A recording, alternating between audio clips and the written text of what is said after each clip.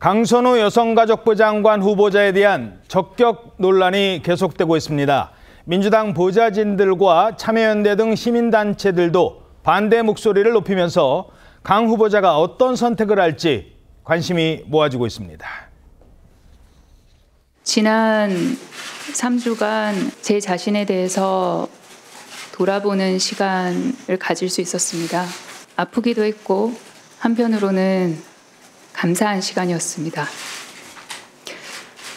저로 인해 논란이 있었던 점에 대해서 송구스럽게 생각을 합니다. 그리고 그 논란 속에서 상처를 받았을 보좌진들께 심심한 사과를 드리는 바입니다. 자, 이른바 갑질 의혹에 대해서 저렇게 사과 입장을 밝혔습니다. 그런데 강 후보자에 대한 새로운 의혹이 보도됐습니다. 자, 이번엔 병원이 등장을 해요. 네, 그렇습니다. 중앙일보 보도에 따른 건데요. 강 후보자가 국회 보건복지위원이었던 지난 2023년에 한 병원에서도 갑질을 했다는 주장이 나왔습니다.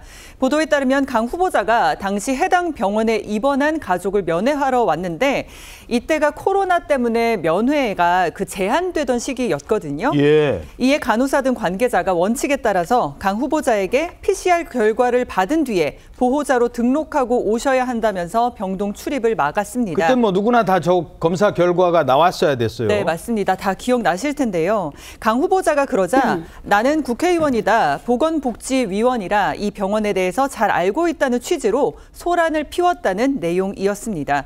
이 목격자에 따르면 강 후보자의 항의에 일부 간호사가 울음을 터뜨리기도 했고요. 결국 PCR 검사 대신 신속항원 검사 결과를 토대로 보호자 출입을 할 수 있게 특별 대우를 했다라고 전했습니다. 자, 해당 보도가 나오자 강선우 후보자 입장이 나왔습니까? 강 후보자 측은 중앙일보에 이 병원 갑질은 전혀 사실이 아니다 이런 의견을 내놨습니다. 강 후보자 측 설명에 따르면 당시 병원에 방문했던 건 이때가 7월 말이었거든요. 얼마 뒤 8월에 있을 아프리카 방문을 앞두고 필수 예방접종을 하기 위한 것이었다 이렇게 설명하고 있습니다. 그러면서 당시 그럼 가족이 해당 병원에 입원 중이었느냐 이런 질문에는 알지 못한다 이렇게 중앙일보에 전했는데요. 말하자면 결국 예방접종을 위해서 병원을 간 것이기 때문에 가족 면회를 위해서 가서 갑질을 했다 이럴 상황이 아니었다라는 게 강 후보자 측의 설명입니다. 예. 이 보좌진 갑질 의혹에 대한 새로운 주장도 나왔습니다.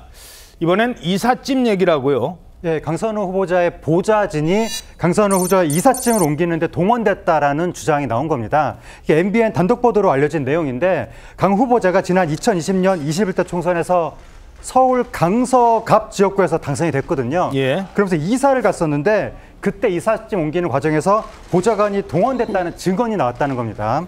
그러면서 당시에 이제 종로 자택에서 짐을 옮겼었는데 그때 강 후보자와 가족들의 짐을 옮기는 과정에서 뭔가 소동도 있었다, 뭐 이러한 정황에 대한 주장도 나왔다고 했는데 강 후보자 측에서는 보좌관들이 이사를 도와준다고 왔던 것은 사실이지만 이삿짐 센터가 있었던 만큼 도와줄 건 없었고 식사나 같이 하자고 권유했었다라고 해명했습니다.